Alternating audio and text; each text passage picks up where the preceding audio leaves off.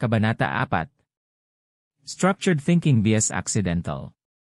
Isaalang-alang ito, sino ang nagtuturo sa atin na mag-isip? Sino ang nagtuturo sa atin kung paano mag-isip? Sino ang nagturo sa away o kung paano mag-isip? Walang sino man. Itinuro lang nilang lahat kung ano ang dapat isipin. Pag-isipan ito, huwag kang magnakaw kung ano ang iisipin. Huwag hawakan yon kung ano ang iisipin. Isipin mo. Positibo kung ano ang dapat isipin. Isipin ang mga payo na mayroon ka mula sa iyong mga magulang at iyong mga kaibigan at mula sa TV paglaki at kahit ngayon. Dapat kang matakot kung ano ang iisipin. Dapat kang mag-alala kung ano ang iisipin. Kung pinag-aaralan mo ang personal na gawain sa pagpapaunlad, makikita mo kapag tumingin ka na lahat sila ay nagtuturo sa iyo kung ano ang dapat mong isipin at hindi mo alam mo na gaya ng ginagawa ng guro kung paano mag-isip. Napagtanto ko na ang matagumpay ay marunong mag-isip ng likas, kaya hindi nila nakita ang pangangailangan na ituro ito. Alam nila kung ano ang dapat isipin dahil nakita nila ang aplikasyon nito bilang kanilang ruta sa tagumpay. Halimbawa, huwag mag-isip ng negatibo, mag-isip ng positibo kung ano ang dapat isipin. Ngayon noong nagpasya akong magsulat sa personal development, isang bagay na gusto kong gawin ay magbahagi ng isang bagong bagay na hindi pa naibahagi noon, at kaya nakita ko ito bilang ang nawawalang piraso sa personal na pag-unlad at sa pagtuturo sa pangkalahatan. Kaya kung magtuturo ako ng anuman, kung ano ang dapat isipin na impormasyon, pagkatapos ay i-back up ko ito sa kung paano mag-isip. Ngunit higit sa lahat ay tinuturuan ko kung paano mag-isip, dahil yun lang ang kailangan mong mag-apply at makakuha ng mga resulta. Halimbawa, nasiyahan ako sa pagtuturo sa aking mga anak kung paano mag-isip, hindi kung ano ang dapat isipin. Binibigyan ko sila ng kalayaang mag-isip kung ano ang gusto nila, kaya hindi ko sila pinaghihigpitan, at hindi ko naranasan ang mga paghihirap ng magulang na pinagdadaanan ng maraming magulang, kaya nagiging mas madali ang buhay ko. Gusto ko ang madali, ayoko ng mahirap. Kaya nagtatrabaho ako sa pag-iwas sa halip na pagalingin. Binibigyan ko sila ng kakayahang mag-isip ng tumpak tungkol sa anumang bagay. Kaya sila ay nag-i-excel sa paaralan at madaling makapasa sa mga pagsusulit kapag ang iba ay nahihirapan at masakit. Tinuruan ko sila kung paano mag-enjoy sa mga pagsusulit, kaya nag-i-enjoy sila. Tandaan kapag sinabi ko ito, na kami ng aking asawa ay mga C grade students. Ang mga anak ko ay parehong A grade students. Tinuruan ko sila kung paano mag-isip para magtagumpay sila sa lahat ng kanilang pinili o kailangan nilang gawin. Ipinakita ko sa kanila kung paano maiwasan ang sakit at kapag ginawa nila yon, ang natitira ay kasiyahan at tagumpay. Ang aking anak na lalaki ay nasa matalino at mahuhusay na seksyon ng paaralan kung saan ang mga talagang likas na matalinong mga bata ay. Sinabi niya sa akin kamakailan na hindi siya karapat-dapat doon dahil gumagamit sila ng mga salita na hindi niya maintindihan. Tama siya, mas matalino sila sa kanya. Nakarating siya roon sa pamamagitan ng pagkuha ng pass rate sa mga pagsusulit na nagpapakitang nasa ganoong antas siya. Ngunit sa katotohanan ay hindi siya, mayroon lamang siyang kalamangan sa lahat ng iba pang mga bata na marunong mag-isip. Ibig sabihin maaari niyang kritikal na pag-isipan ang lahat ng bagay at kontrolin ang kanyang emosyon ng madali. Parehong mga anak ko ang mga pinuno ng kanilang mga peer group. Ang ibang mga bata ay naakit sa kanila dahil sila ay nagpapakita ng kumpiyansa at seguridad. Otomatiko nilang ginagawa ito dahil mayroon silang istruktura sa kanilang pag-iisip. Kung ano ang pipiliin nilang isipin ay ganap na nasa kanila. Hindi ko na kailangang isaalang-alang ang karamihan sa mga alalahanin na ginagawa ng mga magulang dahil kapag naharap sila sa mga sitwasyon, handa silang magtrabaho para sa kanila. Halimbawa, ang anak kong si David ay nasa isang kapaligiran kung saan naroroon ang droga. Ngunit hindi makatuwiran para sa kanya na lumahok dahil nakikita niya ang benepisyo, ang mataas, at nakikita ang gastos, ang mababa. Kaya't malayang pumili kung ano ang lohikal ng walang peer pressure na nakakakuha ng saligan. Ang kanyang pag-iisip ay nagpapakita sa kanya na ang mataas ay maaaring maganda, ngunit ang mababa ay bastos. Kaya sa balanse ay halata upang maiwasan ang buong sitwasyon. Tulad ng sinuman sa inyo na hindi kailanman gumamit ng mga gamot o gumamit ng mga ito at pagkatapos ay tumigil, natanto pagkatapos ng panahon. Sa kalaunan, gumana ang nakabalangkas na pag-iisip. Kaya binigay ko na lang sa kanila noon, ibig sabihin hindi na nila kailangang pumunta sa paglalakbay dahil sa halip ay magagawa nila ito sa kanilang isip. Ito sa ilang iba pang dahilan ay kung bakit kami ay hinilingan ng isang bansa na magbigay ng panukala para sa paglalagay ng buong bug-free mind process sa buong sistema ng edukasyon nito. Maagang araw pa rito, ngunit mula nang magtanong sila, 4 na iba pang bansa ang nagpahayag din ng interes. Kaya hindi mo nais na maliitin ang kapangyarihan ng pag-aaral kung paano mag-isip. Sa bandang huli, ibabahagi ko ang kwento kung paano ko ginamit ang batas ng pang-akit upang hilingin sa akin ng isang bansa na ilagay ang aking sistema para sa structured na pag-iisip sa kanilang sistema ng edukasyon. Ang kahangahangang katotohanan ay na walang limitasyon sa kung gaano kahusay ang maaari mong isipin. Kailangan mo lang maging dalubhasa sa pag-istruktura ng iyong pag-iisip para lagi kang nasa tamang paraan. Sa halip na hindi sinasadyang mag-isip sa maling paraan. Sa structured thinking wala ka talagang emosyonal na problema. Ngunit kung sila ay dumating, sila ay hinarap o tinatangkilik. Sigurado akong nasabi na sa iyo na maaari mong baguhin kaagad ang iyong emosyon sa pamamagitan ng pag-iisip ng isang bagay na masaya o pagkanta ng isang kanta o pag-alala sa isang masayang karanasan. Ngunit isipin na lang kung hindi mo kailangang magsikap na makokontrol mo ang lahat ng pangit ng walang anumang pagsisikap. Maganda ba yon? Ano sa palagay mo ang pakinabang nito sa iyong buhay? Isipin mo na lang na sa loob ng ilang segundo, wala nang takot, wala nang pag-aalala. 2 sa pinakamalaking dream killer ang nawala. Ano kaya ang mararamdaman? Sinabi ni Buddha, lahat tayo ay resulta ng kung ano ang naisip natin, kaya't ang paggugol ng kaunting oras sa pagmaster ng ilang simpleng structured na pag-iisip ay magreresulta sa iyong pagkuha ng mas maraming resulta sa eksaktong kaparehong paraan tulad ng ginagawa ng aking mga anak. At sa parehong paraan tulad ng ginagawa ng aking mga mag-aaral na bug-free mind. Magbabahagi ako ng ilang napaka-cool na patunay ng mga resulta sa ibang pagkakataon. Gayunpaman, kung hahayaan mong mangyari ang iyong pag-iisip ng hindi sinasadya, ng walang istruktura, sa pamamagitan lamang ng kung ano ang iisipin na impormasyon. Pagkatapos ay naghahari ang kaguluhan, at kadalasang makikita ng mga tao ang kanilang sarili na nakulong sa isang totoong buhay na soap opera. Tulad ng walang istruktura kung gayon paano mo pipigilan ang gulo na mangyari. Kaya kapag namulat ka at pagkatapos ay lubos na nauunawaan ang epekto ng hindi sinasadyang magulong pag-iisip sa iyong buhay ay nagiging halata na nahanap mo na ang solusyon sa problema. Nagtitiwala ako na napunta ako ng malalim dito upang ipaliwanag ang mga benepisyo ng pagbubuo ng iyong pag-iisip upang makabisado ang batas ng pang-akit kahit man lang. At nagtitiwala ako na binigyan kita ng malinaw na paliwanag kung bakit ang batas ng pang-akit ay maaaring mukhang hindi gumagana para sa iyo o sa iba pang kilala mo sa nakaraan. Sa ngayon, bigyan ka namin ng isang bagay na talagang magpapaisip sa iyo. Kabanata 5. Paano maaaring hindi maging ganyan ang alam natin?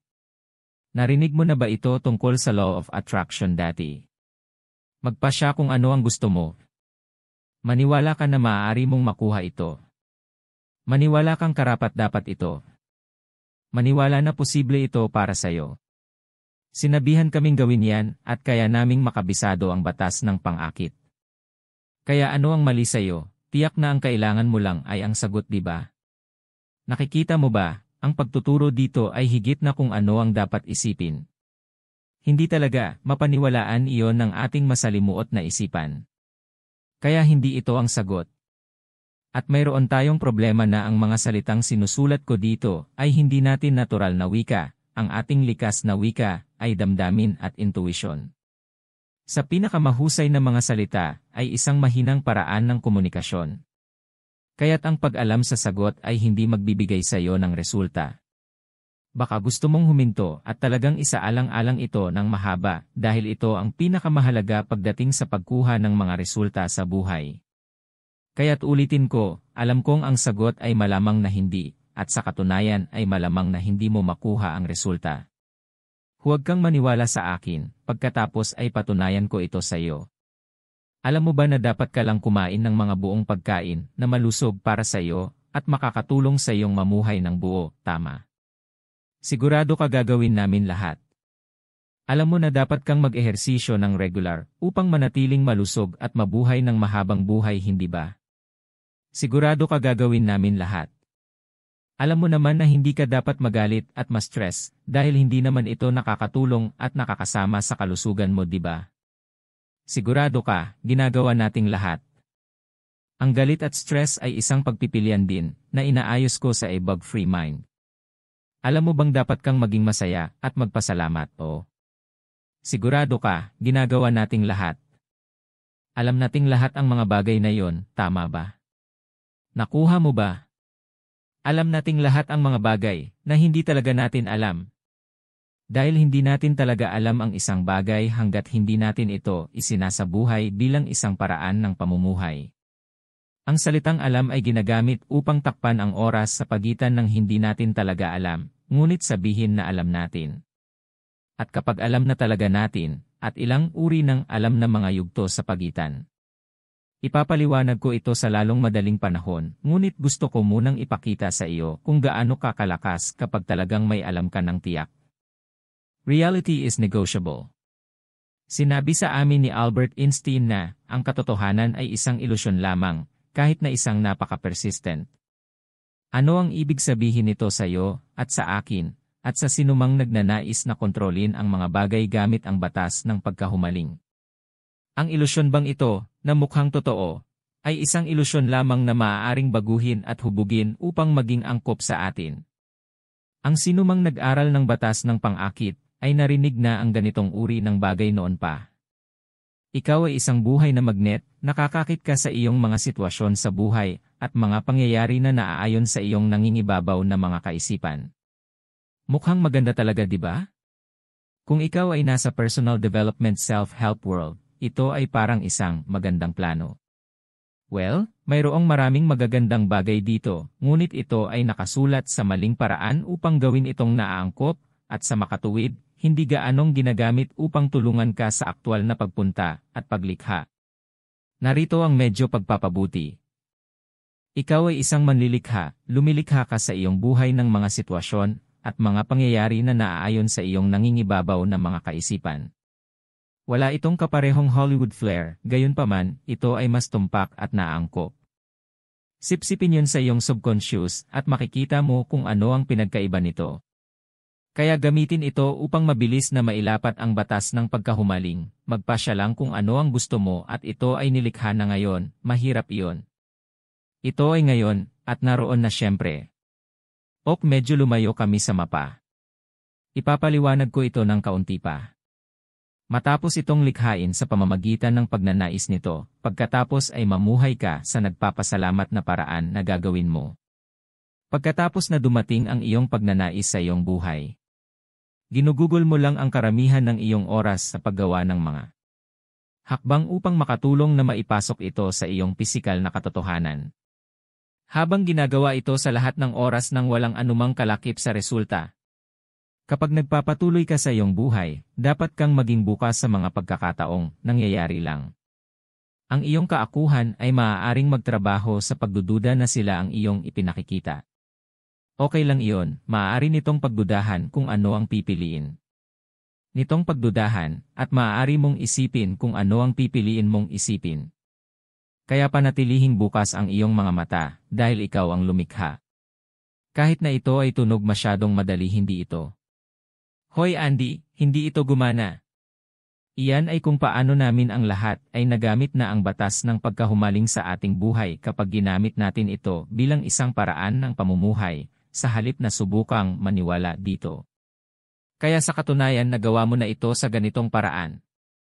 Ngayon ay maaari mong piliing gumugol ng ilang oras sa pag-iisip tungkol sa kung ano ang mayroon ka na mabuti at kung ano ang mayroon ka na masama sa iyong buhay ngayon o sa nakaraan. Bakit hindi tingnan kung matutuntun mo ang paglikha ng mabuti o masama, pabalik sa panahong una mong naisip na umiral ito? Pagkatapos ay bumalik at tingnan kung ano ang iyong susunod na ginawa, kung ano ang mga hakbang na hindi mo namamalayan upang dalhin ito sa iyong pisikal na katotohanan. Kapag nakakita ka na ng ebidensya, bumalik sa oras na ginawa mo ito. Damhin ang mga emosyon na naroroon noong una mo itong nilikha at alamin kung paano mo alam ito mangyayari. Ito ang mga oras na ginamit mo ang kahangahangang tuol na ito noon at ginawa mo ito ng hindi nalalaman bilang isang paraan ng pamumuhay. Ngayon ang lahat ng aking trabaho ay upang makakuha ng sa iyo, upang kopyahin kung ano ang nagawa mo dati, ngunit sa oras na ito ay napansin mo ng eksakto kung paano mo ito ginawa. Ang pinakamadaling paraan para magamit mo ng maayos ang batas ng pang-akit sa pasulong ay ang ipakita sa iyo kung paano mo ito ginamit ng mahusay sa iyong nakaraan. Walang pakialam ang batas kung paano ito ginagamit, wala itong emosyon, wala itong pakialam kung maniwala ka dito o hindi. Para dito, kailangan kong hawakan ang quantum physics, ngunit kung interesado ka, mas malalim ako sa quantum physics sa paggamit ng bug-free mind na bahagi dalawa ng proseso. Kaya isang maliit na quantum physics, literal na nagiging totoo ngayon ang iniisip mo. Hindi ko pinag-uusapan, oo iniisip ko ang mga pink na sea leon na naka-full scuba gear na sumasayaw sa tuktok ng mga ulap, sa makatuwid, nasaan sila. I'm thinking of things which I create and other people create also. Some of these are big and some small, everything in our lives. May isang lalaki na nagtatrabaho sa mga tren, sa palagay ko sa Russia. Ang kanyang trabaho ay linisin ang mga tren sa pagpapalamig. Ang mga ito ay mga selyadong sasakyan sa sandaling magsara ang mga pinto, at pagkatapos ng humigit kumulang 70 minuto ay mauubos ang hangin kung ang pinto ay sarado. O ang lamig ay magpapalamig sa isang tao sa kaparehong tagal ng panahon. Ito ay isang trabaho na nangangailangan ng tagapaglinis na isara ang pinto upang, kung sa ilang kadahilanan ay gumalaw ang karwahe, ang pinto ay hindi sumara. Malamang na sa pagkakataong ito ay gumalaw ang karwahe, at hindi pa nakakasara ng pinto ang tagapaglinis, kaya't sumara ang pinto. Alam ng naglilinis na siya ay mayroon lamang 70 minutong hangin bago siya masuffocate o mag-freeze hanggang mamatay. Dahil wala masyadong tao sa paligid at saglit lang siyang hindi inaasahang babalik, alam niyang maliit ang pagkakataong may makakita sa kanya sa oras. Tiyak na gumawa siya ng labis na ingay hanggat maaari at sinubukan niya ang lahat upang mabuksan ang mga pinto, ngunit walang nakakita sa kanya ng ilang oras. Pagbukas nila ng pinto, ay patay na siya. Nang maglaon ay natagpuan na siya ay nagyelo hanggang sa mamatay. Isang lalaki ang namatay, kaya ano ang kinalaman nito sa batas ng pang-akit? Well, medyo marami talaga bilang siya ay, sa aking opinyon, ay nagkaroon ng bangungot na ito nangyari ng maraming beses sa kanyang mga panaginip, iyon ay isang purong hula batay sa aking pag-aaral ng mga tao. Maaari mong ilarawan sa isip ang masama, tulad ng pagpapakita mo ng mabuti. Ngunit ito ay malayong estranghero kaysa doon at narito kung bakit ito ay talagang may kinalaman sa batas ng pang-akit. Ang vent ay nakabuka sa karwahe, at ang freezer na sasakyan ay hindi selyado. Hindi naubos ang hangin at normal ang temperatura, kaya paano siya namatay? Ang konklusyon ng coroner ay na siya ay naniniwala ng husto kaya siya ay nanlamig na para sa kanya, ginawa niya ito sa kanyang realidad at siya ay nanlamig hanggang sa mamatay. Ginamit niya ang sarili niyang isip para patayin ang sarili, ganito kalakas ang iyong isip at magagamit ito para lumikha o mag-uncreate. Oo, alam ko ito ay ilang kwento, at napupunta sa pagpapaliwanag kung paano talaga natin iniisip ang mga bagay at kung paano tama si Einstein, ang katotohanan ay talagang mapag-uusapan. Ngunit bakit sa palagay natin alam natin ang mga bagay kung hindi naman talaga natin ito inilalapat? Ito ay nabighani sa akin. Bakit hindi ko maipatuloy ang paglalapat ng mga bagay na natutunan ko at alam kong 100% ay gagana at makakatulong sa akin? Kailangan kong hanapin ang sagot dahil gusto kong malaman. Sinabi ni Mark Twain, hindi ang hindi mo alam ang nagdudulot sa iyo ng problema. Ito ang siguradong alam mo na hindi ganoon. Ang sagot ay bumaba sa pinakasimpleng mga bagay. Hindi namin alam kung ano sa tingin namin ay alam namin. Ang salitang alam at ang kalagayan ng isip sa likod nito ay nagbabago ng lahat. Lumalabas na mayroong hindi bababa sa 4 na antas ng pag-alam ng isang bagay, at maliban na lang kung nakarating ka sa ika-negatibo 4 at pinakamataas na antas ng kaalaman, ang iyong tagumpay ay malamang na hindi malamang. Ang unang antas ng pag-alam ng isang bagay, kapag natutunan natin ang isang bagay sa tingin natin ay alam natin ito, ngunit ito lamang ang intelektual at pinakamahina na antas ng pag-alam ng isang bagay. Dito tinatapos ng karamihan sa mga tao ang kanilang pag-aaral. Dahil ang ating kaakuhan ay napakabilis na huminto sa ating pag-unlad sa puntong ito sa pamamagitan ng pagsasabi sa atin na gantimpalaan ang ating mga sarili dahil marami na tayong nalalaman at nakagawa na ng pag-unlad. Hindi, may natutunan lang kami. Wala pa kaming tunay na pag-unlad sa puntong ito, mas matalino lang kami sa intelektual. At sa katotohanang malalaman ng aking mga mag-aaral, madalas akong nagsasalita tungkol sa pagdaragdag ng kaalaman nang hindi ginagamit ang kaalaman bilang mapanirang hindi nakabubuo.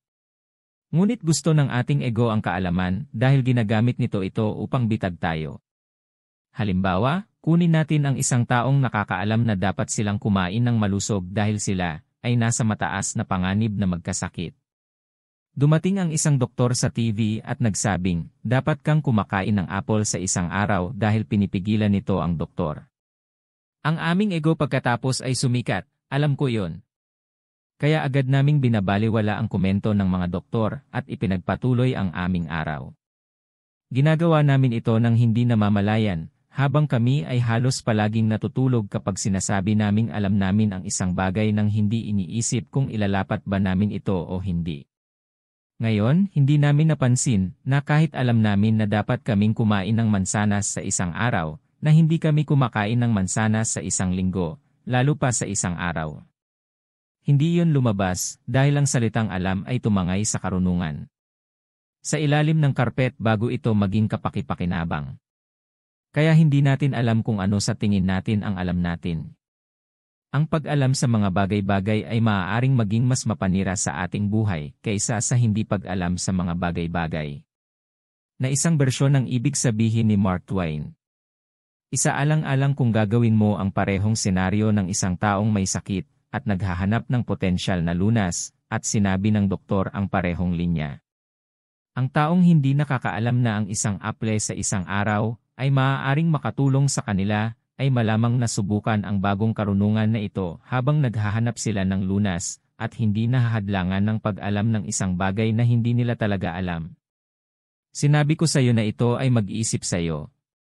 Ang pangalawang antas ng pag-alam ng isang bagay, ito ang antas ng pag-unawa na nasa itaas ng alam kung saan sa tingin mo ito ang dapat na nangyayari, ngunit hindi mo pa rin ito nabubuhay. Kapag nakarating ka sa antas na ito, naging matyaga kang mag-aaral. Kahit nagagawin ng iyong ego, pinakamahusay na pigilan ka sa paglalapat ng iyong nalalaman. Ang ikatlong antas ng pag-alam ng isang bagay ito ang antas ng pamumuhay dito. Ngayon ito ay isang napakataas na antas ng kaalaman, dito mo ito nabubuhay sa iyong buhay. At napakaliit na porsyento lamang ng mga tao ang nakakarating sa antas na ito. Ngunit hindi pa ito ang pinakamataas na antas ng kaalaman. At ito ay isang napakadelikadong antas ng kaalaman din. Dahil marami kang alam na maaari mong lubos na kumbinsihin ang iyong sarili na alam mo ito. Ngunit hindi mo gagawin dahil may isa pang antas ng kaalaman na dapat gawin. Ang ika-4 na antas ng pag-alam ng isang bagay, kapag ito ay naging isang paraan ng pamumuhay. Ito ay kapag isinasabuhay mo ito bilang isang paraan ng pamumuhay. Ito ang pinakamataas na antas at ito ang antas na kinakailangan para sa tagumpay sa anuman at lahat ng larangan ng buhay. Mas mababa sa 1% ng mga tao ang kadalasang nakakaabot sa antas na ito sa halos anumang bagay. Ito ay kapag hindi mo na inaakala na alam mo ito dahil nalampasan mo na yon. Ito ay nasa iyong kaibuturan. Hindi mo na kailangang isaalang-alang ito dahil ito na ang iyong paraan ng pamumuhay. Bilang halimbawa, iniwan ko ang pag-alam na ang batas ng pang-akit ay umiiral sa likod ng matagal na ang nakalipas. Ngayon ko lang ito binubuhay. Ang bawat pag-iisip sa aking isipan ay kailangang maging kapaki-pakinabang at sa hangarin na bigyan ako ng isang kahanga, hangang karanasan o pagbuo sa akin ng aking mga pangarap. Ito ang aking paraan ng pamumuhay. Nagtataka ang mga tao kung bakit hindi sila magtagumpay. At ito ay dahil kailangan nilang kunin ang kanilang antas ng pag-alam ng isang bagay mula sa antas ng intelektual hanggang sa pinakamataas na antas at gawin itong kanilang paraan ng pamumuhay. Naabot mo ang antas na ito ng pag-alam para sa anumang nagtagumpay ka. At gayon din ang bawat iba pang matagumpay na tao doon. Ngunit ang antas ng kaalaman na ito sa kasamaang palad ay may sariling kahinaan. Dahil walang static sa mundong ito at ang buhay ay maaaring makahadlang. Ito ang dahilan kung bakit maaaring magtagumpay ang mga tao at pagkatapos ay hindi na makabalik. Dahil nawala sila sa antas ng kaalaman. Nangangahulugan iyon na, ang pag-alam sa isang bagay ay malamang na kahit na sa antas na ito ay pansamantala lamang. Ngunit hindi natin basta-basta itinatapon ang salitang alam sa ating pang-araw-araw na wika, at walang ideya na ang alam natin ay alam natin, maaaring hindi man, at pansamantala lang maliban kung ito ay pinananatili. Naabot ko ang antas na ito ng kaalaman tungkol sa maraming bagay sa buhay, at nawala ang antas na ito ng kaalaman ng higit sa isang beses. Ang dahilan kung bakit ginawa ang buong bug-free mind process, ay upang matulungan akong matiyak na hindi ko na ito mawawala muli. Ngunit iyon ay maaari lamang maging trabaho sa pag-unlad dahil ang ating mga isip ay hindi static. Ang problema ay ang aming mga ego na gustong sabihin sa amin na maaari naming matutunan ang isang bagay at malaman ito at gayon din ito, hindi na kailangang isaalang-alang ito muli. At gusto namin yon. Ito ay isang madaling pagbebenta dahil pagdating sa pag-alam ng mga bagay, kami ay totoo mga kalapati. Nalaman kong dinadaya ako ng aking sarili kung saan nalaman ko ang isang bagay at kaya kailangan ko ng isang paraan upang matiyak na nanatili ako sa pinakamataas na antas ng kaalaman pagdating sa mindset at tagumpay. Kailangan ko ng isang bagay na gawing simple ang paraan ng pamumuhay na ito. Kaya't nagpasya akong gumawa ng aking success made simple na mga video na karaniwang ang bug-free mind process na na-convert sa isang video course at pinaghiwa-hiwalay sa maliliit na blok ng karunungan. Ginawa ko ito upang magkaroon ako ng trabaho sa aking isipan habang binubuo ang kurso. Akala ko ito ay isang 18 buwan na proyekto at masaya akong sabihin na minaliit ko ang gawain. Mayroon na akong 2 napakasayang taon sa pagbuo ng ganitong paraan ng serye ng buhay at inaasahan kong may 2 taon pang matatapos. Ang gawaing ito ay nagbigay daan sa akin na panatilihin ang aking isip sa pinakamataas na antas ng kaalaman na mayroong. Ito ay hindi tulad ng isang normal na kurso dahil walang katapusan. Ang mga taong gumagawa nito ay hindi nag-aaral para makatapos ng kurso, sila ay nag-aaral upang makamit o mapanatili ang pinakamataas na antas ng pag-alam ng isang bagay. Ito ay tulad ng isang malusog na plano sa buhay para sa iyong isip. Kaya't ang gusto mong gawin ay magsimulang mapansin kapag sinabi mong alam mo ang isang bagay na hindi mo ginagawa. Dahil hindi mo maaayos ang hindi mo nakikita. Kaya't kailangan muna nating mapansin at pagkatapos ay sa pamamagitan ng pagkilos ng pagpansin ay sinimulan nating ilipat ang utak ng kaunti dahil ang pagkilos na ito ay nagbabago sa ating pag-iisip na nagbabago naman sa ating mga resulta. Okay, palalimin natin ngayon kung paano eksaktong magkaroon ng isang bagay bago mo ito makuha. Kabanata 6. Kailangan mo ito bago mo kaya magkaroon nito. Nasabi ko na ang tungkol sa kahalagahan ng iyong buhay na naaayon sa iyong nangingibabaw na mga kaisipan. Well, kung ano ang gusto kong gawin sa seksyong ito ay ipaliwanag ito sa isang paraan kung saan hindi mo lang alam iyon. Dahil pinatunayan ko lang sa iyo na ang pag-alam na ito ay walang silbi at malamang na nakakasira. Ang gusto kong gawin ay ipaliwanag ito dito sa paraang nagpapadali para sa iyo na mamuhay ng isang paraan ng pamumuhay. Na ito ay, ikaw ang lumilikha ka sa iyong buhay ng mga sitwasyon at pangyayari na naaayon sa iyong nangingibabaw na mga kaisipan. Kaya ikaw at ako ay dadalhin ka mula sa pag-alam nito hanggang sa simulang mamuhay dito. Maganda ba yan? Sabi ni Albert Einstein, imagination is everything. Ito ang preview ng mga darating na atraksyon sa buhay. Kung ano ang iniisip mo ay magiging iyong kinabukasan. Ngunit dapat itong isang kumpletong pag-upload. Ang ibig kong sabihin ay, nakita mo na ang mga pelikula kung saan sinusubukan nilang mag-download o mag-upload ng ilang software, at kung hindi ito umabot sa 100%, ganap itong nabigo. Well, kailangan mong i-upload ang iyong pangarap hanggang sa ma-upload ito ng 100%. Ang pag-iisip ng positibo tungkol sa mga nangyayari ng ilang sandali ay hindi mapuputol. Ito ay dapat na isang bagay na tapos na, natapos, na-upload. Kapag nakuha mo na ang kasanayang ito, bago mo malalaman na ikaw ang lumikha, alam mong maaari kang lumikha ng anuman, at malalaman mo ito ng labis na ito ay magiging iyong paraan ng pamumuhay. Kaya kailangan na natin ito bago natin makuha. Ang unang pagpipilian na kailangan mong gawin para dito ay maging masaya. Narinig mo na ba na hindi ka magiging masaya pagdating mo doon, na kailangan mo munang maging masaya? Marahil ay hindi mo pa ito narinig dati, o ito ba ay isang bagay na iyong natutunan at na-dismiss? O ito ba ay isang bagay na alam mong totoo at ibinasura? O ito ba ay isang bagay na iyong pinamumuhay bilang isang paraan ng pamumuhay? Ang kaligayahan ay maaaring mga hulugan ng maraming iba't ibang mga bagay sa mga tao. Halimbawa, hindi ako natutuwa na maaaring maging kahulugan mo ng kaligayahan o hindi. Pero may nakita akong kahangahangang nangyari, at tumulo ang mga luha ko.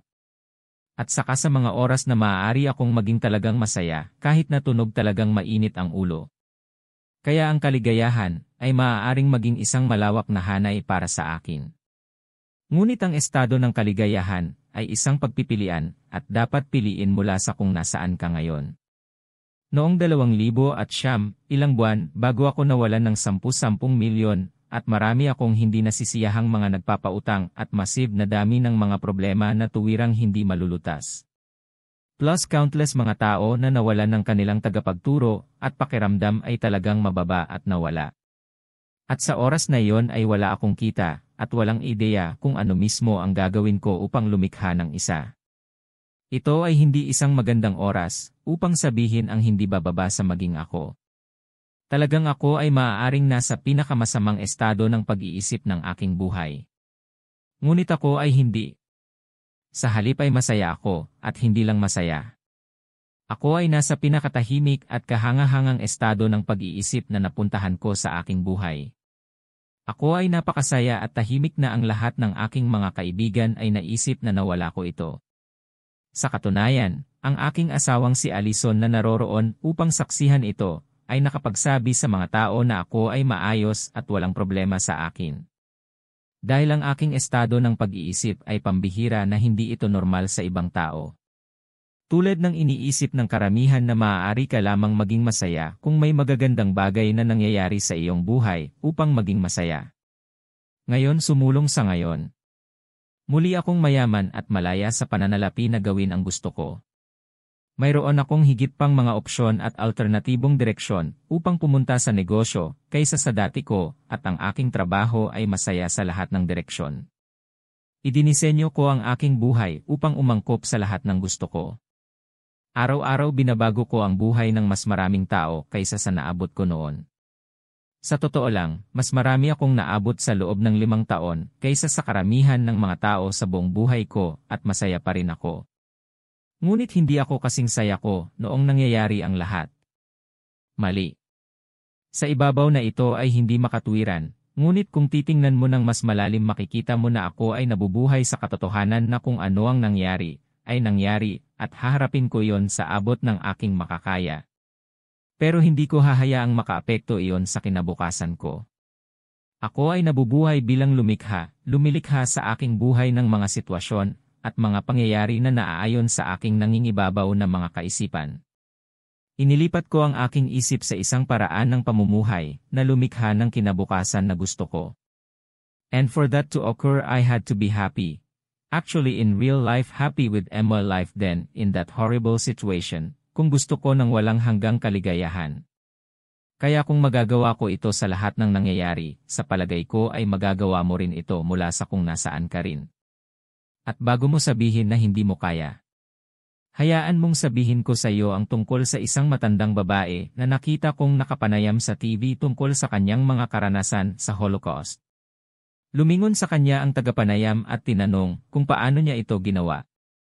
Paano siya makakaligtas araw-araw sa mga kampo ng kamatayan dahil alam niyang ang bawat araw ay maaaring ang huli niya. Walang pinalampas na sinabi ng matandang babae, palaging may nakakatawang nangyayari sa kampo. Napakaganda at abnormal na pag-iisip. Ang babaeng iyon, na malamang ay nasa 20s nang mangyari ang kakilakilabot na iyon, ay pinili na makita kung ano ang nangyayari bilang nakakatawa. Pinili niya ang kaligayahan, kaysa sa alinman sa mga kakilakilabot na walang kwentang emosyon na madali niyang pinapayagang mangyari. Nakaligtas siya at nagkaroon ng magandang buhay salamat sa kanyang kakayahang pumili kung ano ang mangyayari sa kanyang ulo. Kaya kung kaya niya, kaya mo rin. Isaalang-alang sa loob ng ilang segundo maaari mong piliin na maging masaya kung nasaan ka ngayon. Kung hindi mo pa ito madaling piliin, pagkatapos ay gamitin ang istruktura ng pag-iisip na ito upang piliin ito. Pinipili kong maging masaya ngayon. Pinili kong maging mabuti ngayon. Subukan ang mga ito ngayon at pansinin kung ano ang nararamdaman mo kapag sinabi mo ang mga ito. Kapag nakita mong hindi ka masaya, gamitin mo sila. Kapag nakita mo ang iyong sarili na mababa at malungkot, tandaan na malamang na hindi ka magiging masaya pagdating mo doon. Kailangan mong maging masaya ngayon, kaya piliin na maging masaya ngayon. Matuto ito, at ilapat ito at sa lalong madaling panahon magiging masaya ka. Ang maliit na istruktura ng pag-iisip na iyon ay naging madali para sa akin na maging masaya sa isang napakapangit na sitwasyon. Kaya ang kailangan mo lang gawin ay gamitin ito. Ang unang pagpipilian na kailangan mong gawin ay maging masaya sa kung nasaan ka, na maaari mo na ngayong gawin hanggat hindi mo gagawin ang kalokohang bagay na alam mo ito bago mo simulan itong ipamuhay. Habang isinasabuhay mo ito ay magiging isang paraan ng pamumuhay ng medyo mabilis. Ngayon ang susunod na pagpipilian na kailangan mong gawin ay pasasalamat. Marahil ay narinig mo na ito dati at alam mo na kailangan mo rin ito. Tulad ng ginagawa mo sa pagkain ng apple sa isang araw. Ngunit ngayon kailangan mong kunin ito mula sa pag-alam nito, na walang silbi, sa pamumuhay nito upang ito ay maging isang paraan ng pamumuhay. Ito ay simple upang makamit. Kumuha ng panulat at notepad at isulat ang isang listahan ng mga nangyari sa iyong buhay na pinagpapasalamat mo. Ang mga karanasan, ang mga relasyon. Maaari rin silang magwakas ng masama kung kulang ka sa mga ideya. Ngunit pinag-uusapan ko ang mga magagandang sandali sa mga relasyon. O pumili lamang ng magagandang masasayang sandali. Sa sandaling ikasal ka, sa sandaling ipinanganak ang iyong anak, sa sandaling nakapasa ka sa isang pagsusulit, ang paraan ng iyong pagtawa isang araw. Ito ay maaaring maging anumang bagay na iyong pinasasalamatan. Noong isinulat ko ang aking listahan, isinulat ko ang 79 na bagay ng hindi nagpapahuli. Kung isinulat ko ito ngayon ay magkakaroon ng daan-daang sandali, kung hindi libo-libo pa ang aking ipinagpapasalamat. Ngunit sa pagsasabi lamang ng 0 hanggang 15 sandali, ay mayroon kang listahan. Ang susunod mong gagawin araw-araw at hanggang sa pumasok ka sa buhay sa isang mapagpasalamat na paraan, na maaaring tumagal ng ilang araw o ilang taon ay, basahin mo ang iyong listahan sa iyong sarili. Komplikadong bagay, di ba? Kunin ang unang sandali at pumunta at maranasan itong muli ng biyo. Maging doon. Tangkilikin kung gaano kaganda ang sandaling muli. Kung gusto mong umiyak, umiyak ka. Maging masaya at mahalin ito. Pagkatapos ng 1 minuto o higit pa, basahin ang susunod at naroroon din. Piliin ang mga ito ng random mula sa listahan kung gusto mo. O basahin ang mga ito sa isang pagkakasunod-sunod. Hindi mahalaga. Ngunit iminumungkahi kong gumugol ng hindi bababa sa 15 minuto sa isang araw sa pagbuo ng isang mapagpasalamat na paraan ng pamumuhay. Ang diskarteng ito ay gumagawa ng isang stack na mas mabuti para sa iyong buhay din, tulad ng ipinaliwanag ko sa paglikha ng isang bug-free mind. Ang kailangan mo lang malaman para maging master ng Law of Attraction ay dapat mong ipakita sa iyong subconscious mind kung ano ang iyong pinasasalamatan. Sa paggawa nito ay nakikipag-usap ka dito at sinasabing, tingnan mo, gusto ko ito, mangyaring bigyan ako ng higit na pagmamahal sa ganitong uri ng bagay. Ang iyong subconscious mind bilang ang perpektong lingkod sa iyo ay magbibigay sa iyo ng higit na dapat ipagpasalamat. Ngayon para sa isang segundo isipin ang tungkol dito. Kapag nalulunod ka sa awa sa sarili, at nagdududa sa iyong tagumpay, nakikipag-usap ka sa iyong subconscious mind at sinasabing, tingnan mo, bigyan mo ako ng higit pa nito. Halatang mahal ko ito dahil hindi ko pahihirapan ang sarili ko kung hindi. Ang iyong subconscious mind, na walang kapangyarihan ng pagbabawas. Nagpasya lang, okay, magpapadala pa ako sa iyo para maawa ka. Kaya ang pasasalamat ay magdadala ng higit pa sa iyong buhay kaagad.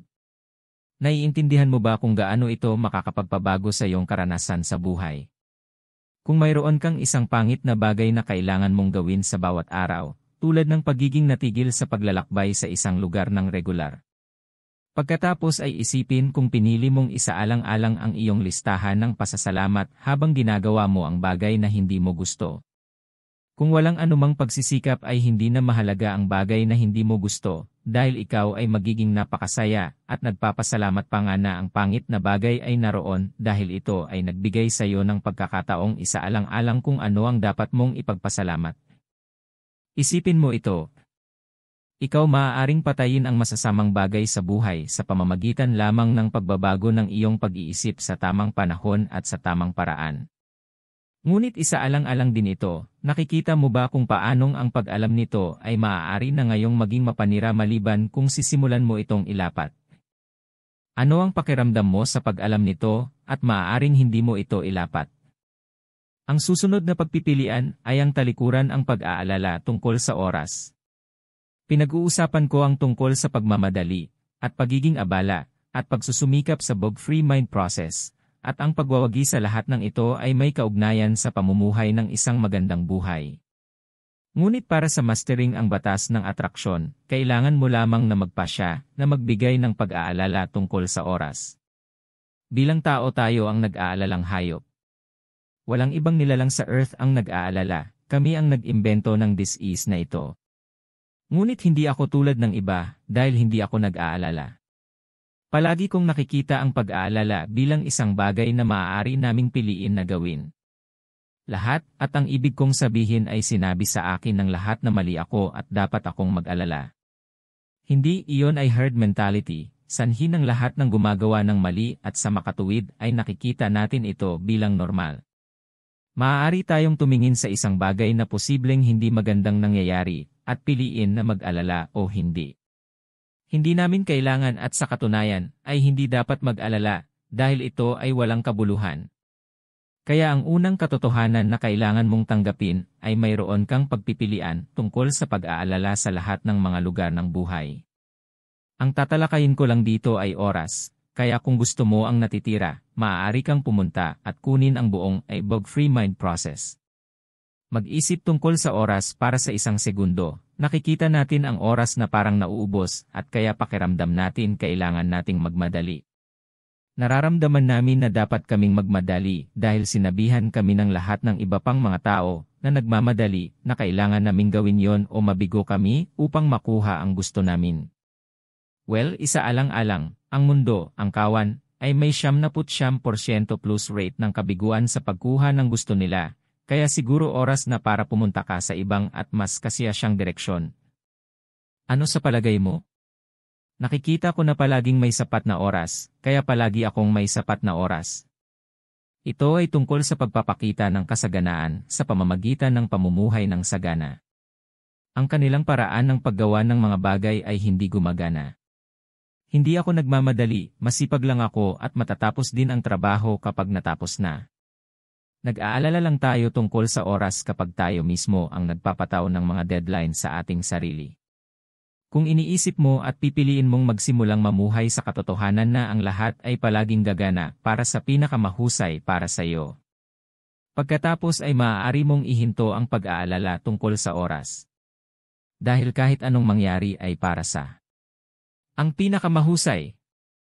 Kung mabigo kang gumawa ng isang bagay, iyon ang pinakamahusay. Kung magtagumpay ka na gawin ang isang bagay, iyon ang pinakamahusay. Simple, ngunit hindi masyadong simple pinagkakatiwalaan ko. Nabubuhay ako sa pag-iisip na ang lahat ay palaging gagana para sa pinakamahusay. Iyon ang lahat. Kung may mali at mukhang masama, ang default kong iniisip ay, nagtataka ako kung paano ito gagana para sa pinakamahusay.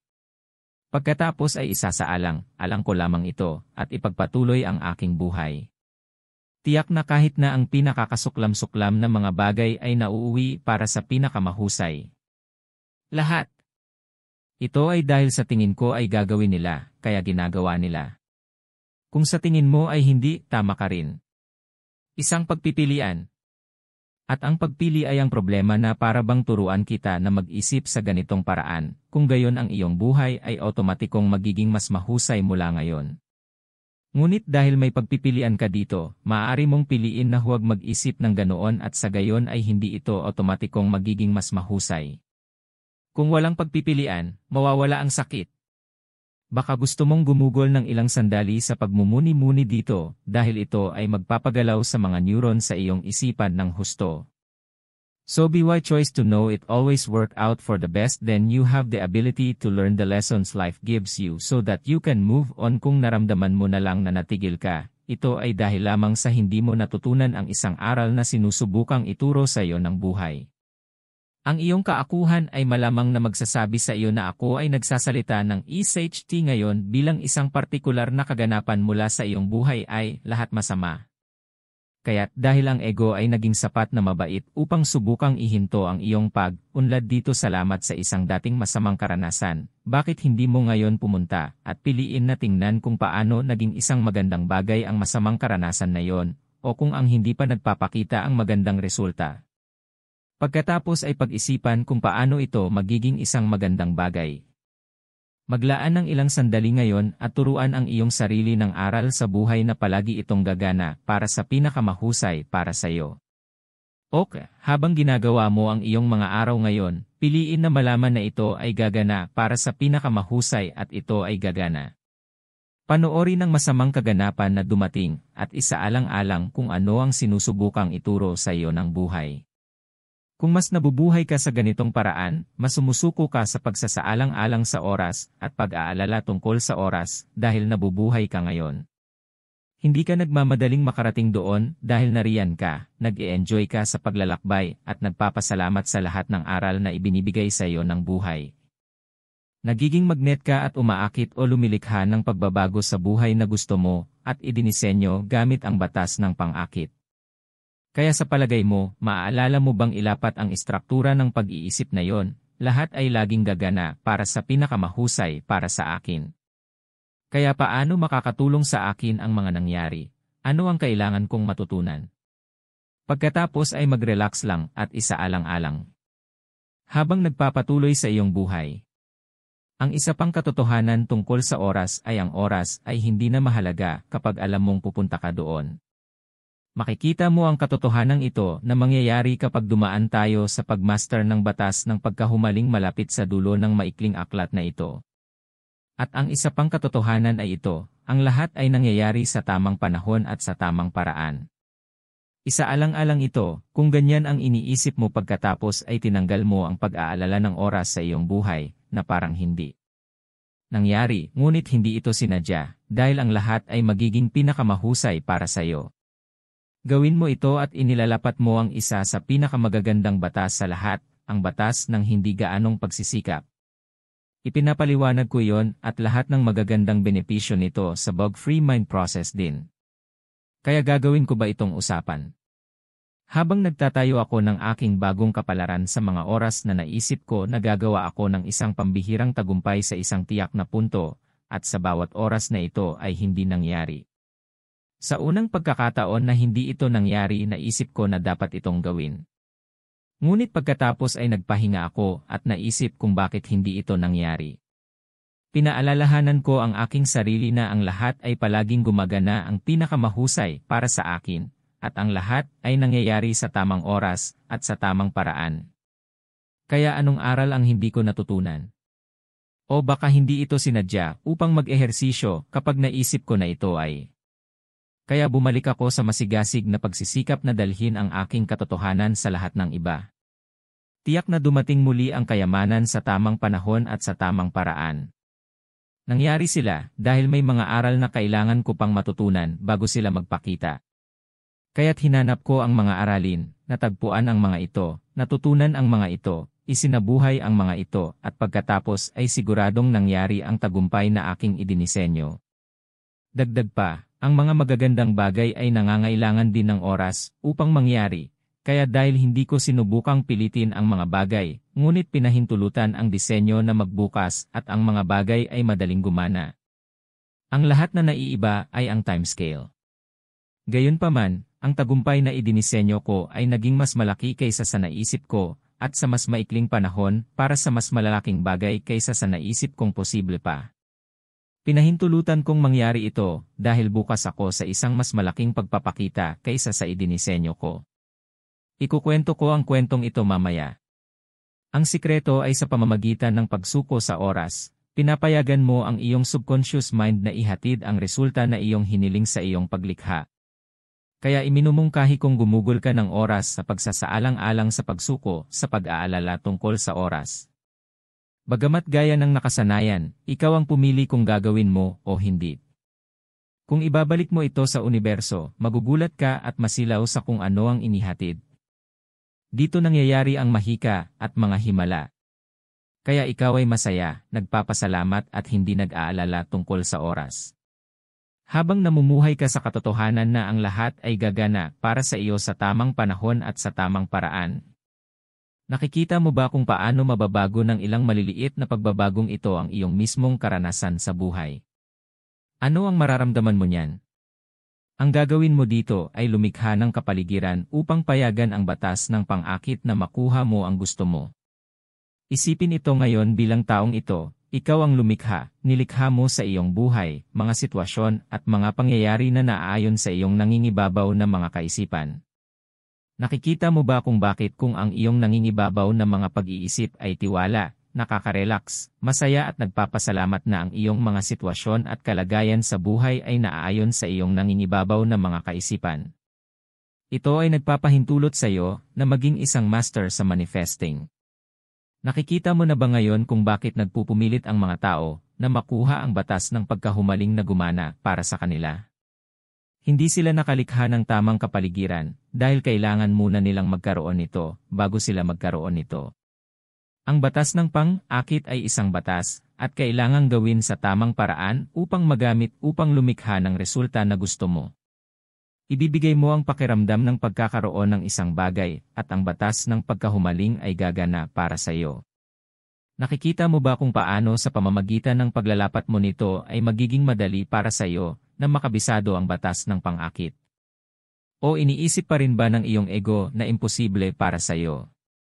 Sa ngayon, masasabi kong mas kumpiyansa ka na maaari kang maging tunay na master ng batas ng pang-akit at hindi ako nangangako ng isang bagay na hindi ko maibibigay sa iyo.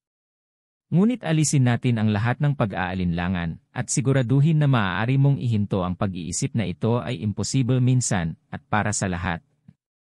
Okay. Kabanata 7, Imposible.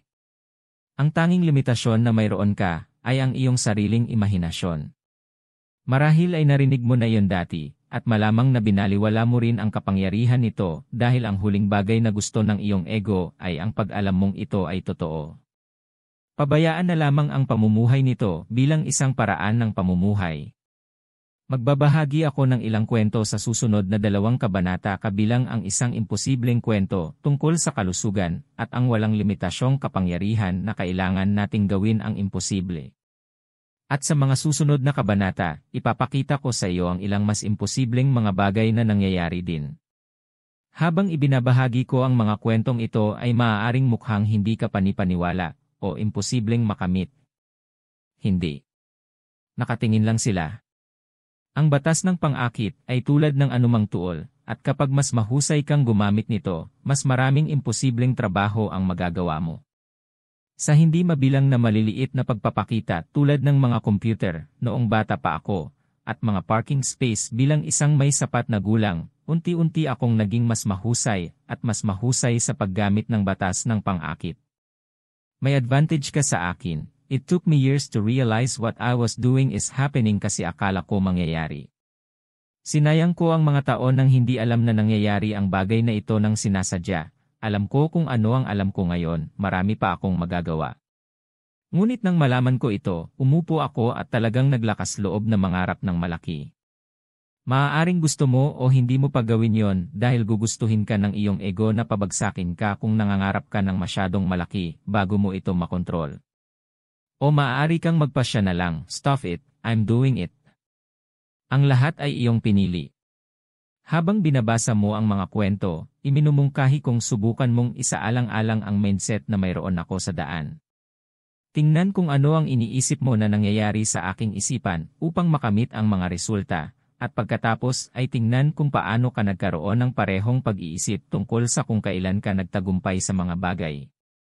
Huwag matakot sa laki, dahil ang sukat ay nariyan lamang upang magbigay ng inspirasyon. Ang tagumpay sa anumang antas ay nakakamit sa pamamagitan ng parehong proseso ng pag-iisip, dahil ito ay isang universal na batas at maaaring gayahin. Okay, kailangan muna naming harapin ang pagtingin sa mga bagay hanggat maaari kumpara sa imposible. Dahil anuman ang iniisip mong posible o imposible ay magiging iyong katotohanan. Kaya kailangan naming gawin sa iyo na makita ang anumang gusto mo hanggat maaari nang walang anumang positibong pag-iisip at tiyak nang hindi umaasa na mangyayari ito o umaasa sa swerte para mangyari ito. Sinabi ni Napoleon Hill, ang pagnanais ay ang panimulang punto ng lahat ng tagumpay, hindi isang pag-asa, hindi isang pagnanais, ngunit isang masigasig na pagnanais na lumalampas sa lahat. Tinuturuan kami ng mga eksperto sa Dream Big na ito ang sagot. Well, oo nga, ngunit iyon ang dapat isipin muli, hindi kung paano mag-isip. Kaya narito kung paano mangarap ng malaki, ngunit kailangan mo munang maunawaan kung ano ang nangyayari kapag halos lahat ng tao ay nagtatangkang mangarap ng isang bagay na malaki. Para sa halimbawang ito, gagamitin ko si Richard Branson para sabihin ang punto. Ngunit ito ay maaaring anumang bagay na minsan mong pinangarap o sa halip ay nagsimulang mangarap ng malaki. Sabihin nating may na-inspire sa naabot ni Richard Branson. Sinimulan nilang isaalang-alang na maaari rin silang bumuo ng isang malaking negosyo. Umupo sila at in-enjoy ang pakiramdam kung ano ang gagawin nito. Pagkatapos ay sinimulan nilang isaalang-alang kung paano nila ito itatayo, kung paano sila makakarating doon. Nagsisimula silang punan ang mga blangko. Nagsisimula silang isaalang-alang kung paano ito magiging posible sa isang mabuting paraan. Ngunit ngayon ang kanilang kaakuhan ay nagsimulang magtapon ng mga bagay tulad ng napakahirap nito. At hindi mo pa nagawa ito dati. O hindi ka kasing talino ni Richard Branson. Ang maliliit at walang kaugnayang pagdududa ay itinapon sa pangarap na palayok at pinaghalo-halo. Sa lalong madaling panahon ang pangarap ay nagsimulang patayin ng mga pag-aalinlangan na ito, at sa halip ngayon ay oras na upang bumuo ng isang bagay na makatotohanan sa halip, tulad ng isang maliit na negosyo marahil at marahil lamang. Dahil ayaw mong ipagsapalaran kung ano ang mayroon ka. At kaya ang fear of failure card ay nilalaro ng ego. Ngayon kung ang panaginip ay hindi pa halos patay, kung gayon ito ay sa ngayon. Ang pagkakataon ng tao na maging isa pang Richard Branson o gumawa ng mas malaki ay mabilis na nawawala. At ang posibilidad ng kawalan ng pag-asa at panghihinayang sa buhay ay lumipat sa isa pang tao na nangahas na mangarap ng malaki sa loob ng ilang maikling segundo. Siyempre, sasabihin ng mga eksperto sa mga tao kung paano haharapin ang takot sa kabiguan na may higit na impormasyon kung ano ang dapat isipin. Pakiramdam ang takot at gawin mo pa rin. Lahat ng gusto mo ay nasa kabilang panig ng takot. Ang mga quote na ito at libu-libo pang katulad nila ay dapat na magbigay ng inspirasyon sa isang tao sa pamamagitan ng kanilang takot sa pagkabigo. At nagtatrabaho sila para sa isang daan tao na nagtagumpay. Ngunit ang mga taong iyon ay makakahanap pa rin ng paraan kung wala ang mga nakaka-inspire na quote. Ang isa sa 100 ay hindi nangangailangan ng kanilang tulong. Kaya lahat ng magandang kung ano ang isipin na impormasyon ay hindi nakakatulong sa paglutas ng problema para sa 99 sa 100. Kailangan nila kung paano mag-isip ng impormasyon. Kailangan nila ng isang bagay na makakatulong sa paglutas ng problema, hindi isang bagay na nagpapasama sa kanila, dahil hindi nila maramdaman ang takot at gawin pa rin ito. Ang problema ay dahil walang structured na pag-iisip para sa isang taong nangangarap ng malaki, at kapag sinubukan nila ito, ang ego ay madaling mapipigilan ito at mapipigilan ang kanilang pag-unlad. Kapag nagpapakita, at ikaw ay nasa paglikha ng bahagi ng panaginip, maaari ka lamang tumingin sa kung paano makarating doon kung ikaw ay nangangahas lamang na mangarap ng walang limitasyon. Magagawa mo lang ito ng ligtas kung kaya mong patahimikin ang iyong ego. Kapag nangangarap ako ng malaki, nakaupo ako doon at nag-iisip lamang ng mga posibleng paraan na maaaring mangyari ito. Hindi sa mangyayari ito, kaya lang. Halimbawa, noong naisip ko ang aking bug-free mind structured thinking process pagkatapos kong mahanap ang nawawalang piraso sa personal na gawain sa pagpapaunlad. Umupo ako roon at naisip, paano ko isusulat ang pinakamabisang gawain sa personal na pag-unlad na mayroon kailanman. Sa tingin ko ay makatarungang sabihin, iyon ay isang malaking pangarap dahil maraming magagandang gawain doon.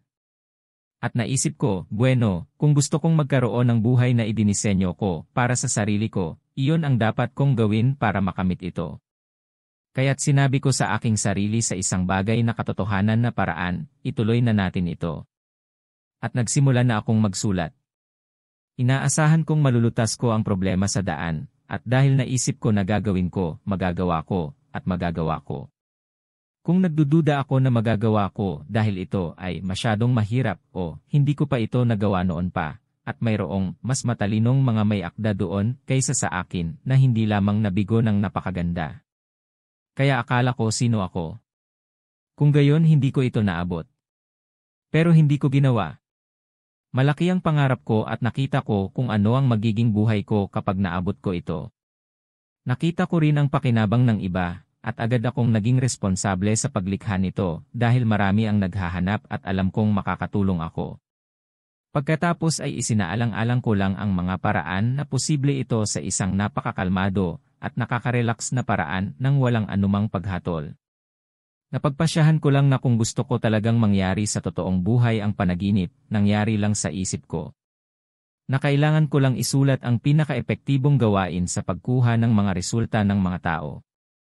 Ngayon dahil bawal akong batuhin ng aking kaakuhan, dahil ako ang controller ng aking mga iniisip, malaya akong mangahas na mangarap ng malaki.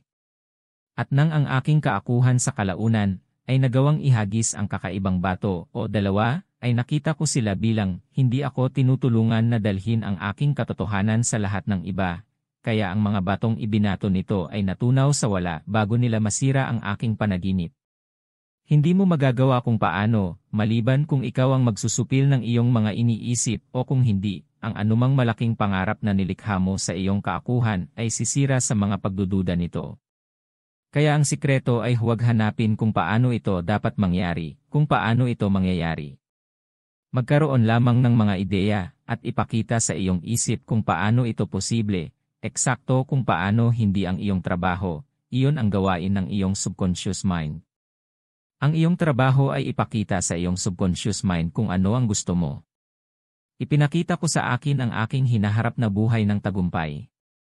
Nabigo lang ako ng husto at napakapubliko, ngayon ang hinaharap na gusto ko ay ganap na pagpapatunay sa pamamagitan ng pagtuturo sa mga tao kung paano sila magtagumpay sa anumang bagay. Hindi sinasadyang nabasa ko noong 2012 na si Napoleon Hill ang may akda ng marahil ang pinakamahusay na kilalang libro sa tagumpay Think and Grow Rich, aktwal na nagsimulang magsulat ng kanyang trabaho sa pagtuturo ng tagumpay pagkatapos niyang mabigo din ito ay nagpagaan sa aking pakiramdam. Lumihis ako. Kaya sa proseso ng paglikha ng panaginip ay titingnan mo lang kung paano ito mangyayari at ipakita sa iyong subconscious mind ang mga posibleng paraan upang makarating doon. Patuloy mong pinupuno ang iyong isipan ng data hanggang sa maabot mo ang puntong sa tingin mo ay totoo ito. Walang positibong pag-iisip, sa halip ay pakiramdam mo na ito ay totoo, at walang alinlangan na mangyayari sa iyong hinaharap. Sa puntong ito maaari kang matuwa at mahalin ito dahil malalampasan mo ang hadlang na malaman na ito ay totoo at nakapag-upload na. Ang iyong pagtuturo 100%. Mula roon ay naghahanap ka na ngayon ng mga paraan upang maipasok ito sa iyong pisikal na katotohanan at ng lahat upang hindi ito gawin ay magiging mali. Ang mga pagtatangka ng iyong ego na sirain ang iyong malaking pangarap ay nakikitang hindi nakakatulong kaya't hindi mo labanan ang iyong ego. Nakikita mo ito bilang isang hindi pinag-aralan na inis at kaya nang walang pagsisikap ay walain ang mga pagtatangka nitong pigilan ka. Gaya rin ng sinabi ko kanina, panatilihing bukas ang iyong mga mata para sa mga kakaibang pagkakataon. Dahil malaki ang posibilidad na naipakita mo ang mga ito, at sa katunayan ang mga ito ay hindi lamang mga kakaibang pagkakataon. Kapag mas napapansin mo ang mga bagay na ito, mas maraming kumpiyansa ang natatamo mo sa iyong kakayahang likhain ang iyong mga pangarap. Ang iyong trabaho ay natututo kung paano humingi ng isang bagay sa tamang paraan upang makuha ito ng iyong subconscious mind. Dito mo itinuon ang iyong enerhiya sa pagpapakita. Tandaan na ang iyong subconscious mind ay hindi nag-iisip sa mga salita, nag-iisip ito sa mga damdamin at sa mga larawan. Ipakita mo ito sa iyong sarili sa hinaharap at ipakita mo ang mga posibleng paraan upang makarating doon sa mga damdamin at mga larawan at makikita nito ang eksaktong ruta kung paano para sa iyo. Halimbawa, ang isa sa mga ruta sa pagkuha ng aking bug-free mind ay alam ay gumagawa ng peer book tour sa Amerika. Nakilala ko ang maraming pinakamahusay na nagbebenta ng mga may akda bilang mga kaibigan at marami sa kanila ang nakagawa ng TV at radio talk show tour sa mga estado. Kaya nakita ko ito bilang isang potensyal na paraan. Noong unang bahagi ng 2012 nagsimula akong magtrabaho muli kasama ang isang matandang kasosyo sa negosyo ko nang hilingin ko sa kanya na sumama sa akin at makipagtulungan sa pagbabago ng mundo gamit ang aking bug-free mind na trabaho. Umupo kami at pinag-usapan ang mga susunod na taon at sa oras na sinabi ko sa kanya na sa unang bahagi ng susunod na taon, 2013, malamang na kailangan naming maghanap ng isang eksperto upang matulungan kaming gumawa ng isang talk show tour ng mga estado. Yun lang ang nasabi ko, wala na akong effort pa doon. Ngunit dati ay itinuturing ko itong isang potensyal na ruta para sa akin, at nakita kung paano ito ay isa sa maraming posibleng mga ruta. Sa unang bahagi ng Enero 2013 ako ay nasa Miami, Florida, at malapit nang sumakay sa isang Caribbean cruise. Sa isang networking event bago ang cruise, nakilala ko ang dalawang tao na dalubhasa sa pagtulong sa mga may akda na makarating sa mga paglilibot na ito. Pagkatapos habang nasa cruise ang isa pang eksperto sa eksaktong parehong bagay ay lumalapit sa akin. Pagkatapos sa susunod na 2 buwan 3 iba pang mga tao ang lahat sa eksaktong parehong larangan ay lumapit sa amin. Sa oras na ito ay napagpasyahan ko na ayaw kong tahakin ang rutang ito, ngunit mas marami pa rin akong pumupunta sa akin. Sa huli, mayroong 8 magkakaibang mga contact na lahat ay mga eksperto sa larangang iyon na dumating sa akin. Hindi ako pumunta sa kanila. Ngayon hindi ko man lang napansin na ang mga lalaking ito ay lumapit sa akin sa pamamagitan ng pagpapakita. Sinabi ng kaibigan kong si Pete, dinala mo ang lahat ng mga taong ito sa amin sa pagsasabing gusto mong mangyari ito. Mula noon ay nagbago na ang isip ko, ngunit nagawa ng aking subconscious ang trabaho nito at lumabas sa universo, na konektado sa lahat ng iba't ibang tao na ito at nag-engineered ng mga pagkakataon na nangangahulugang nakipag-ugnayan sila sa amin. Sa ngayon marahil iniisip mo, siguradong tanda ako sa kanila. Ganyan sila kumita ng pera, di ba? Well, ang manifestation na ito ay hindi pagpunta sa ipaalam sa iyo na madaling. 5 sa 8 ito ang nakabasa ng aking bug-free mind process, at nadama nila na kailangan nilang tulungan akong ibahagi ito sa mga tao. Dumating sila sa amin sa pamamagitan ng batas ng pang-akit. Yung 3 pang nakilala ko sa cruise at nagkagusto lang sa amin. Sinabi sa akin ni Pete na hindi siya pababayaan ng mga taong ito at gusto akong ipakilala ng libre sa mga tao at patuloy akong humindi. Ito ay naging napakasama na sinabi niya na ang kanyang oras ay ginugugol sa pamamagitan ng pagtatangka na ipaliwanag kung bakit ayaw kong mangyari ito, na maaari kong ihinto ang pagpapakita nito. Kaya sinasadya kong sabihin sa aking subconscious mind para makagambala sa kanila. Kaya tumigil si Pete sa pagkuha ng mga tawag, ngayon ay nag-email na lang sila sa kanya paminsan-minsan na nagtatanong kung handa na ba ako. Isaalang-alang ito sa isang segundo, alam kong maaari kong hilingin na magkaroon ng sinumang gusto kong dumating sa aking buhay upang tulungan ako. Sinabi sa akin ng tiyo ko na mangyayari ito at nabubuhay ako. Ayaw ko lang makakita ng maraming tao. Kahit na noong gusto kong makilala si Steve Wozniak, ang bilis ng nangyari ay napaka-cool. Kapag pinigilan mo ang iyong kaakuhan sa pagbato sa iyong mga pangarap sa pamamagitan ng hindi pagpapahintulot sa kanila na makaapekto sa iyong mga pangarap, malaya kang mangarap ng malaki. Malaya kang isaalang-alang kung paano maaaring mangyari ang mga bagay ng walang pasanin ng iyong kaakuhan na nais mong patunayan kung paano maaaring maging makatotohanan ang rutang iyon. Sa halip ay malaya kang mangarap. Kaya ito ay ang pag-alis ng pagdududa na siyang sikreto, ito ay hindi mag-isip ng positibo. Hindi ako nag-iisip ng positibo, hindi ako nag-iisip ng negatibo. Pagkatapos ang lahat na natitira ay positibo.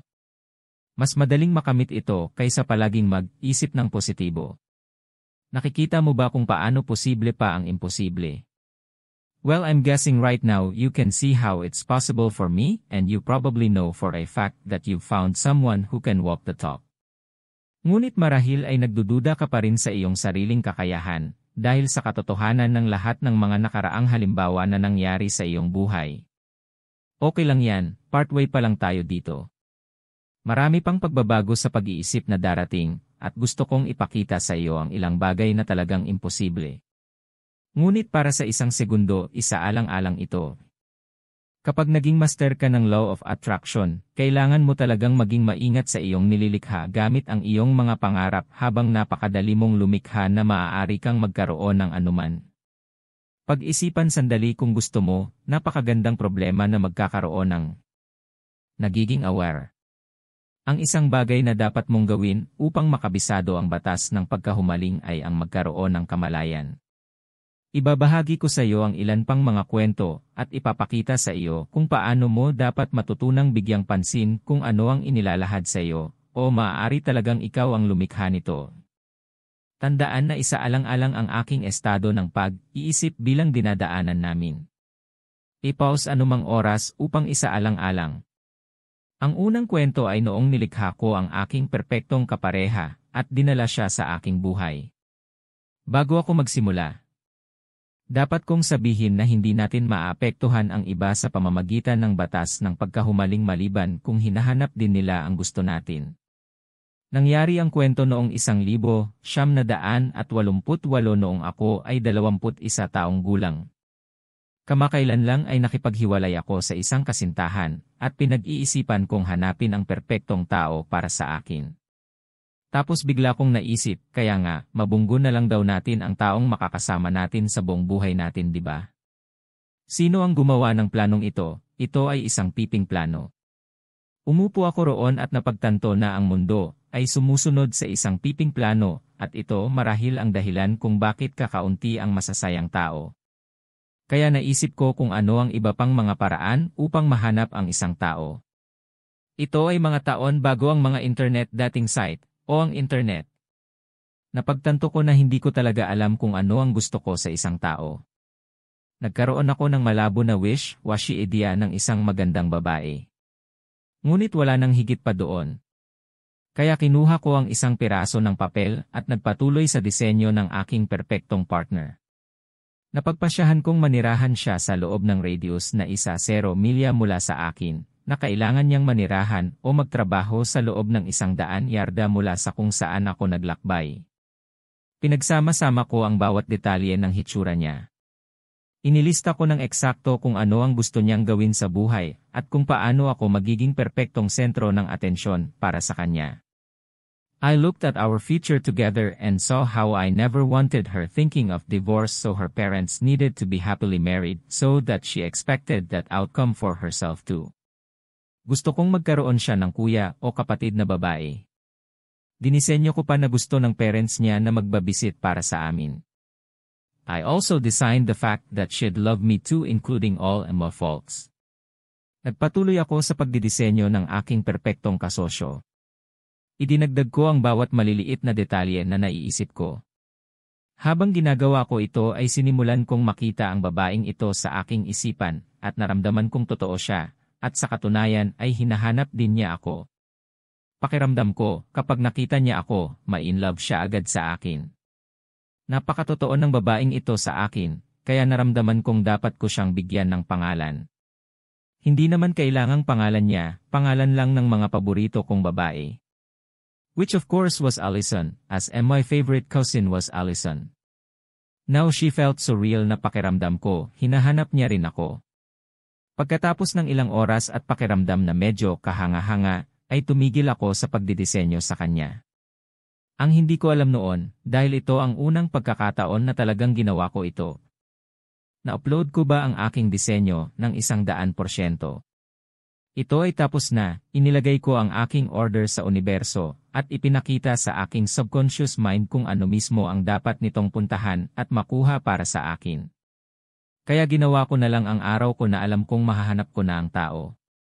Kinaumagahan ay nagmaneho ako papunta sa trabaho, at napansin ko sa isang tindahan na nadaanan ko, isang napakagandang babae. Ito. Ang unang batang babae na nakita ko mula nang idisenyo ang aking perpektong kapareha. Akala ko maganda siya, kailangan ko munang tumigil doon. Tapos naisip ko, I wonder if she is the one. Mabilis na sinagot ng aking ego, huwag kang makulit, kahapon mo lang ito idinisenyo. Kaya nag-alinlangan ako at nagpatuloy sa aking buhay. Makalipas ang ilang linggo ay bumagal ako ng sapat upang matandaan na pumunta sa shop. Sa ngayon, nakahanap na ako ng ilang potensyal na perpektong partner. Pero nung nakita ko siya, feeling ko kilala ko siya. Sapat na pagkatapos isaalang-alang ang kanyang para sa isang habang ako ay nagpasya na ito ay siya, at nakailangan ko upang walisin ang kanyang mga paa. Ngayon ako ang panganay sa dalawang magkapatid na lalaki, ang pakikipag-usap sa mga babae ay hindi madali sa akin. Kaya kailangan kong humanap ng paraan kung saan makakapagsalita ang mga aksyon o kaya ay magulo ang aking mga salita dahil alam kong gusto ko ito ng sobra. Ang relasyon, hindi sex. Kahit na tiyak na dumating din yon.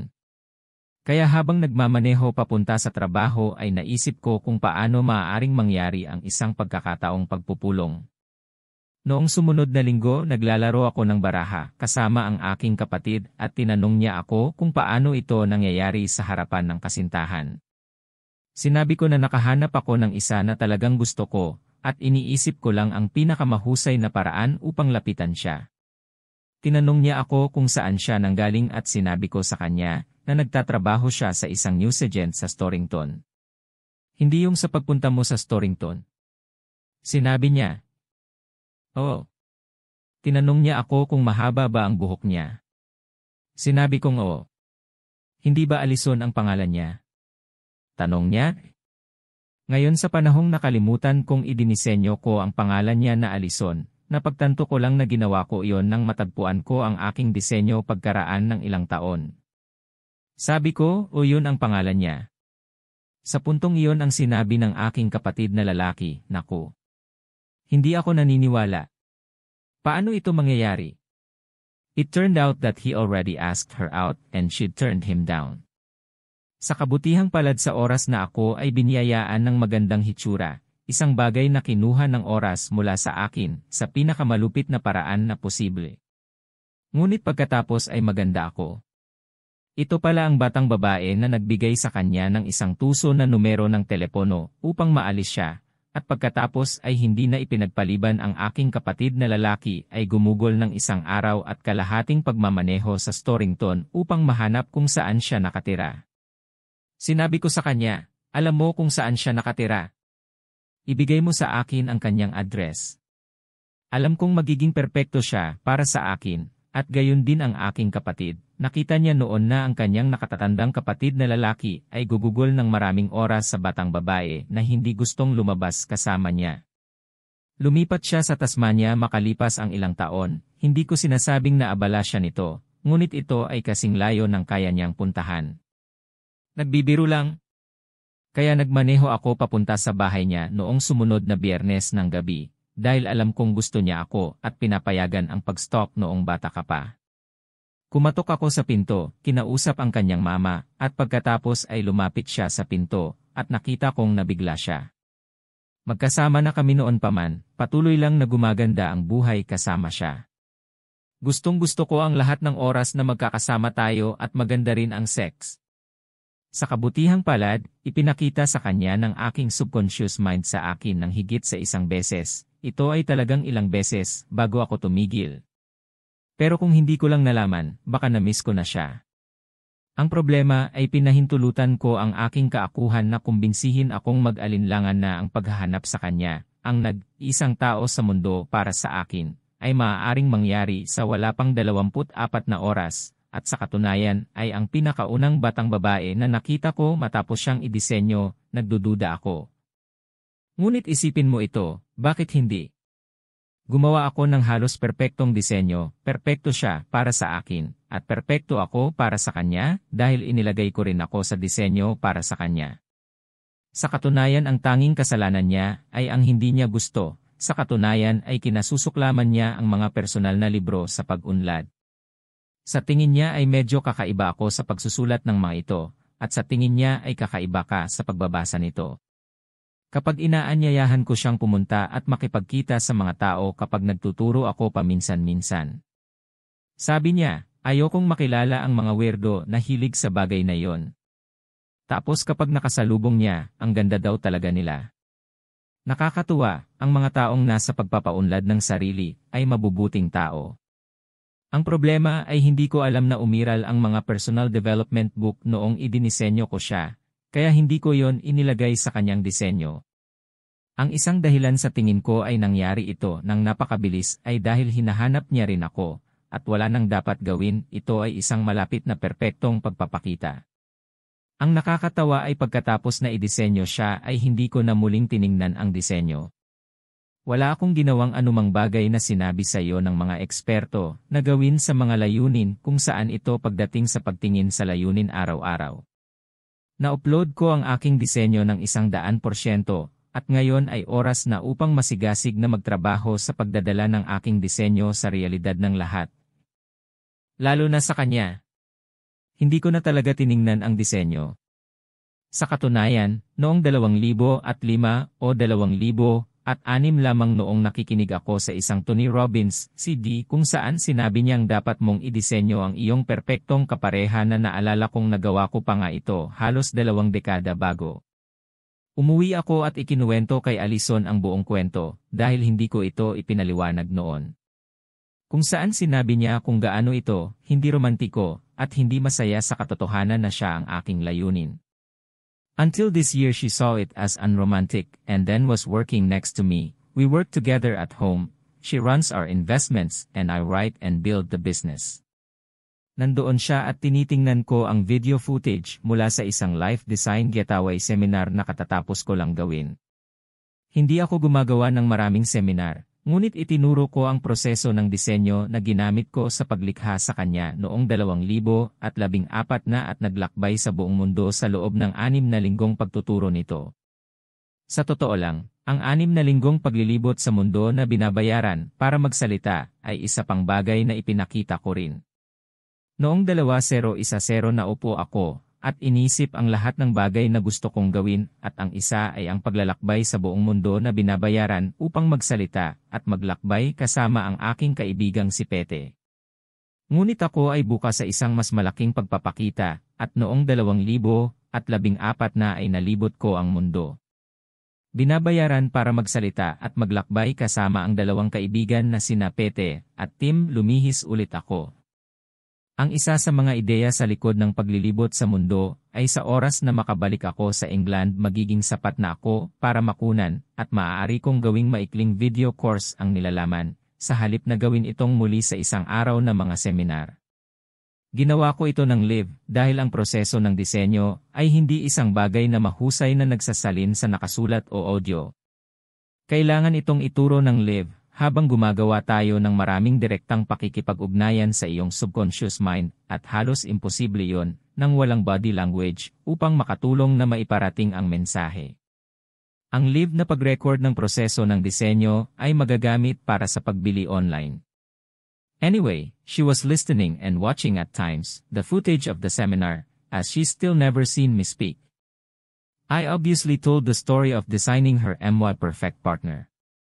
Hindi ko akalain na nakikinig siya, ngunit nang matapos ito ay sinabi niya, natutuwa akong hindi ako pumunta at nakita ka dahil maluha-luha ako. Sa wakas ay nakita na niya ito sa romantikong paraan. Kaya imposible ba ang mas mababa sa 24 na oras? Halatang hindi. Tiyak na imposible, ngunit hindi imposible. Kaya't huwag pagdudahan ang iyong kakayahang gawin ang imposible, dahil sa paggawa nito ay pinapatay mo ang posibilidad nito. Ngunit bakit hindi? Gusto niya ako, kaya bakit hindi ito mangyari sa loob ng 24 na oras? Ngayon, ang paggawa ng milyon-milyon ay mas matagal at depende sa kung paano mo gagawin ito ay maaaring tumagal ng ilang sandali o mahabang panahon. Hanggat hindi ka nagdududa sa imposible, mayroon kang magandang pagkakataon. Ang lahat ng iyong ginagawa ay pinapayagan ang hindi malamang na posibilidad na mangyari. Pagkatapos ng lahat, kung maghulog ka ng isang barya sa lupa ng sapat na beses, sa kalaunan, ay mapupunta ito sa gilid nito. Ngunit ito ay napaka-imposible. Ang iyong trabaho bilang isang dalubhasa sa batas ng pang-akit ay huwag lamang makahadlang sa nangyayari. Kailangan mong masigasig na magtrabaho sa pagbibigay ng isang hanay ng mga pangyayari na nagbibigay daan sa hindi malamang na magkaroon ng higit na pagkakataon, at ang pinakamadaling paraan upang gawin ito ay ang pag-alis muna sa sarili mong paraan sa pamamagitan ng hindi pagdududa dito. Ngayon, kung sa tingin mo ay imposible ang paggamit ng batas ng pang-akit upang makahanap ng perpektong kapareha na may pangalan ng iyong mga paboritong babae. Kung gayon, paano ito?